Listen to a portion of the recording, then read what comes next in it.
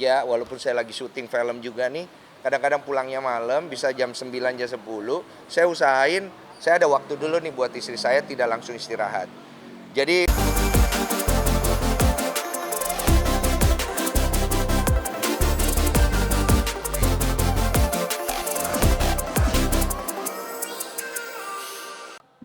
pertanyaannya adalah nama anak. Kan udah, saya udah itu. Nama anak saya itu Gabriela Allen Sumargo. Jadi Gabriela itu adalah nama yang aku dapat waktu aku ada kerjaan di Itali dan istriku sempat minta aku doain dia dan babynya masih dalam perut di salah satu gereja Dome ya kalau saya nggak salah tuh, saya lupa namanya, gereja yang udah tua lah, dan istriku pernah datang ke sana. Jadi pada saat saya berdoa itu entah kenapa ada di dalam pikiran saya nama itu muncul. Saya juga bingung karena tidak ada papan nama atau tulisan Gabriela selama saya ada di sana gitu. Tiba-tiba muncul dan saya bawa pulang kasih istri saya, dan kemudian istri saya bilang ini nama bagus loh artinya yang gitu. Saya bilang ya udah kalau mau dipakai silakan, kalau nggak mau dipakai ya sudah. Ellen Ellen itu adalah nama bapak dari istri saya Olivia, dan Sumargo adalah marga saya. Jadi namanya Gabriela Allen Sumargo gitu. Ada lagi? Aku jadi bapak itu saya baru merasakan yang namanya kenapa bapak-bapak tuh suka kecapean kalau udah punya anak pertama. Jadi mau nggak mau ternyata kita harus nemenin bantu istri pada saat malam ke subuh. Karena si anak ini, bayi ini, dia tuh baru aktif di malam ke subuh. Jadi aktif banget. Jadi kadang-kadang kasihan juga sih kalau aku lihat wanita-wanita yang hamil itu, dia kan harus menyusui ya. Ini aku baru belajar nih jadinya. Dia menyusui. Nah si anak ini nggak ada yang ngejaga. Nah kalau si anak ini nggak ada yang ngejaga kan dia harus ngejaga anak itu sembari pompa ASI. Kadang-kadang ada bayi yang nggak mau langsung minum dari ibunya punya itu ya. Nah anak saya termasuk yang nggak terlalu mau. Jadi dia maunya tuh dari botol. Jadi mesti dipompa dulu. Setelah udah dipompa, baru dia minum, dari situ dia lebih senang. Jadi pada saat malam, ya aku sempetin bantu. Mengakibatkan saya sakit kepala karena kurang tidur. Ya bentar lagi kayaknya saya migrain ini. Tapi nggak apa-apa sih, selama beberapa bulan ini saya cukup happy karena saya melihat anak saya ini menjadi em, penghiburan buat di keluarga gitu lah, apa ya istilahnya ya. Bawa sukacita gitu, karena kan prosesnya juga nggak gampang ya. Cukup lama 4 tahun, akhirnya Tuhan kasih, dan kita melihat ini sebagai suatu anugerah. Ci Olive ya. Jadi Ci Olive ini kan sempet kakinya bengkak pas abis melahirkan. Terus dia tuh bingung, kok kakiku tambah bengkak, harusnya pas hamil bengkak. Ini setelah melahirkan bengkak. Terus kata dokter sih aman, karena tensi semua aman. Setelah itu akhirnya aku suruh angkat sedikit kakinya, segala macam direndam garam dan lain-lain. Akhirnya mengecil tuh akhirnya. Terus cuman nggak pedenya sekarang karena bentuk badannya dia kan melebar banget. Jadi dia ngerasa aku masih suka nggak sih ngelihat dia gitu. Biasalah kendala cewek pada saat dia habis melahirkan kan badannya agak melebar ya. Biasanya kurang confidence. Jadi suka nanya, yang aku masih enak gak sih dilihat gitu loh. Masih lah aku bilang. Tapi agak jauh ya. Nggak bercanda.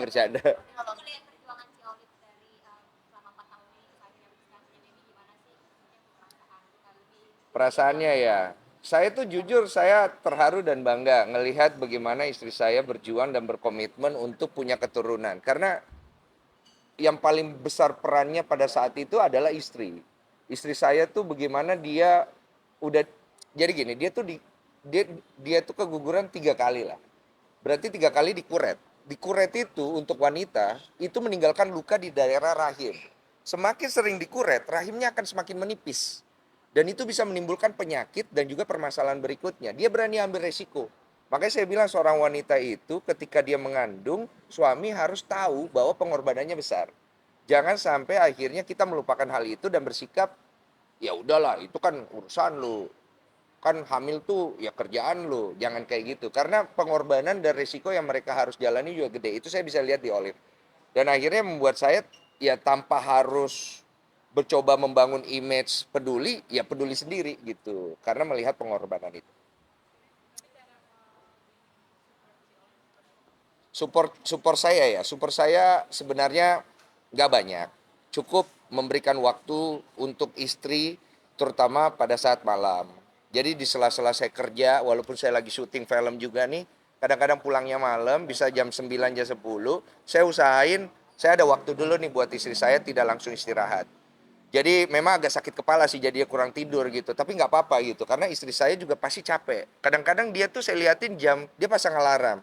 Jam jam 11 tuh dia pompa ASI. Nanti jam 12 dia tidur sebentar tuh, sejam. Dia pasang alarm sejam 2 jam, dia bangun dia pompa ASI lagi. Karena ternyata kebutuhan ASI si anak ini pada saat malam ke subuh tuh gede. Jadi saya juga nggak tega lah kalau dia sendirian. Jadi paling saya nemenin. Ya jam-jam 2 jam 3 saya tidur lah gitu. Jadi saya bisa bangun untuk kerja. Itu aja sih. Ah? Nah itu dia tuh, kita sempat ngobrolin kemarin masalah baby blues, ternyata Olive nggak ngalamin karena mungkin baby blues ini terjadi dikarenakan si suami kurang memberikan waktu sih sebenarnya. Jadi si istri ini udah keburu stres karena ngurusin bayi yang masih kecil, apalagi bayi pertama gitu, itu berat kan. Dia belum terbiasa, belum dia harus pompa ASI, bersihin popoknya, terus kalau dia nangis, itu harus dikerjakan secara bersamaan. Makanya peran daripada suami itu penting juga, nggak harus sebesar itu tapi dia ada di situ minimal bantu-bantu dikit itu udah bikin si istri senang, dan itu baby bluesnya akhirnya mungkin nggak kambuh sih, nggak keluar gitu loh. Itu aja.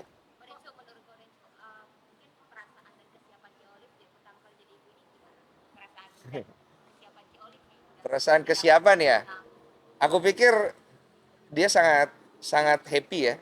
Aku bisa ngelihat bagaimana dia coba, maksudnya gini, kami ini kan terhitungnya pasangan selebriti lah ibaratnya. Pastikan mudah buat kami, apalagi kami punya uang untuk bisa menggampangkan proses itu. Tapi Olive tidak. Dia tetap mengambil peran sebagai ibu, coba untuk memberikan ASI eksklusif terbaiknya selama beberapa bulan ke depan. Dia memilih untuk tidak bekerja. Fokus untuk memberikan ASI karena dia tahu ASI ini adalah suatu hal yang paling penting untuk si bayi. Jadi mengasihinya dia fokusin di situ. Nah, menurut saya ini komitmen yang pasti datang dari hati dia yang sangat bersuka cita banget gitu loh. Ini anak tidak gampang, kita bisa dapat baru sekarang. Pastinya dia ingin memberikan yang terbaik. Cuman ada beberapa hal yang aku juga kasih masukan bahwa saya tahu ini anak, kita dapat anak gak gampang. Tapi jangan sampai akhirnya over proud ya. Jadi kayak terlalu berlebihan dalam anak ini sehingga anak ini nanti tumbuh kembangnya dia terlalu merasa diagung-agungkan. Jadi nggak bagus buat perkembangan psikologi dan mentalnya dia. Itu aja sih aku. Udah. Mandiin belum. Saya takut. Soalnya saya takut salah. Jadi bersihin popok aja sih. Jemur iya. Jadi kalau jemur saya masih bisa, gendong saya masih oke. Kalau mandi saya takut salah. Soalnya anaknya cewek. Jadi pada saat saya gitu saya, waduh, cewek lagi. Gitu kan, ada ngerti kan cowok ya kan. Jadi itu aja sih. Ada, kita dibantu suster. Jadi kita nggak dibantu mertua atau mama saya. Jadi kita dibantu satu suster khusus untuk pada saat si Olive istirahat, dia tidur harus ada yang jaga. Kalau istirahat, saya istirahat kan harus ada yang jaga. Jadi kita kan nggak bisa standby 24 jam di situ. Tapi peran suster tidak boleh terlalu dominan karena kita pengen anak ini deket lah sama ibu bapaknya. Gitu aja.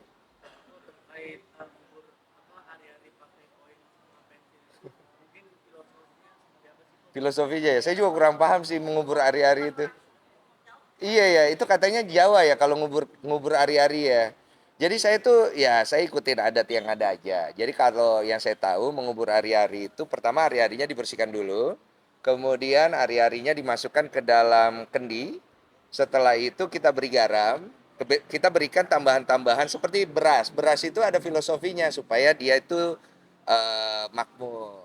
Terus kita kasih koin supaya dia banyak rezeki, koin uang ya. Terus kita kasih, aku kasih pensil supaya dia pinter gitu. Terus aku kasih buku supaya dia banyak belajar. Apalagi cabe, ada cabe, saya kasih cabe katanya supaya menolak barang-barang tidak baik, makhluk halus yang tidak baik. Ya percaya nggak percaya sih, ya udah dijalankan lah. Karena menurut saya itu kan adat, dan menurut saya tidak ada salahnya toh. tidak merugikan siapa-siapa dan juga tidak bersifat eh, menuhankan suatu hal yang lain gitu loh. Ya tetap berdoa juga ke Tuhan. Sudah itu aja. Parenting ya. Parenting kita sederhana aja. Nggak mau terlalu berlebihan. Didikan saya dan Olive pasti beda. Olive lebih lembut, saya lebih keras. Tapi saya juga belajar untuk jangan terlalu keras karena ini anak perempuan. Saya juga nggak mau anak saya tumbuh menjadi anak yang akhirnya menggampangkan hidup dan apa yang dia punya karena mungkin dia lihat ibu bapaknya. Saya pengen dia belajar untuk mandiri karena saya dan Olive belajar berkembang itu dari nol juga. Jadi kita pengen anak kita juga belajar dari nol supaya dia bisa menghargai hidup dia dan orang lain. Karena poinnya begini, saya berdoa sama Tuhan, saya diberikan anak yang bisa memberikan terang untuk banyak orang dan juga memberikan manfaatnya dia banyak orang. Kalau saya bekali dia dengan hidup yang terlalu berlebihan, saya pikir anak itu tidak akan pernah mengerti kesulitan dan kesusahan orang lain. Dan dia harus belajar untuk menghargai hidup dia dan orang lain. Dan saya pikir hal seperti disiplin dan juga kesulitan ya, bukan kemudahan yang harus kita berikan kepada dia supaya dia tumbuh kembangnya juga kuat. Oh, tahun ini belum. Tahun depan kalau udah jadi mungkin pindah. Mm. Iya, gede ya. Caplang tuh gimana sih ya? Gede ya? Iya. Saya sih nggak tahu ya kalau masalah rezeki ya. Katanya ada yang bilang telinganya besar, caplang. Saya caplang nggak sih hitungannya? Enggak ya? Enggak ya? Katanya rezekinya bagus. Terus ada yang bilang bayi naga yang lahir di tahun ini rezekinya bagus. Saya aminin aja. Kalau ditanya rezekinya bagus sih, saya pikir semua anak itu rezekinya pasti ada pas dia lahir. Ya besar dan kecil ya. Kebetulan Gabriel, saya panggilnya Biel, juga rezekinya juga ada dari omanya, dikasih emas, gelang buat kaki, dari tantenya, dari kakeknya dikasih berlian. Uh, Makanya saya bingung nih, anak kok baru lahir udah kaya ya, saya bilang ya. Saya aja dulu mau cari uang sebanyak itu nggak bisa ini. Jadi saya pikir ya mungkin dia sudah punya jalan dia sendiri. Tapi yang paling penting bukan rezekinya yang aku lihat, tapi bagaimana dia melihat rezeki dia. Supaya jangan sampai dia merasa bahwa dia diri hebat gitu karena banyak uang, nggak boleh kayak gitu. Supaya dia tumbuh tuh jadi anak yang punya nilai lah, seperti ibunya.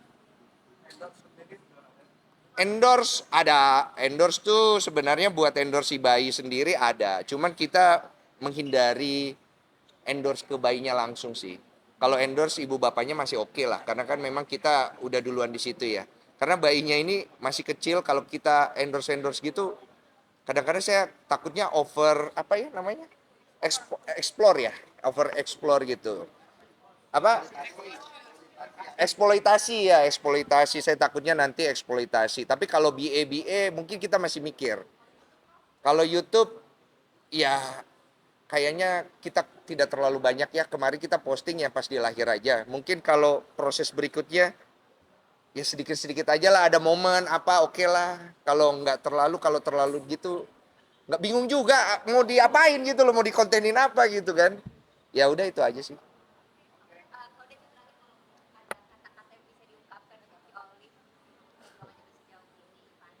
Iya. Buat istri saya, Olive, terima kasih banyak. Kamu sudah menjadi wanita dan istri yang hebat. Sudah banyak berkorban. Dan kamu harus bangga sama diri kamu sendiri. Karena apa yang kita dapat sekarang itu adalah bentuk daripada kerja keras dan doamu. Dan kamu harus percaya bahwa Tuhan itu selalu menjaga kita. Walaupun ada saat-saat yang sulit, tapi Tuhan selalu menyertai kita. Selama kita percaya, kita akan baik-baik saja. And I'm proud of it. Thank you.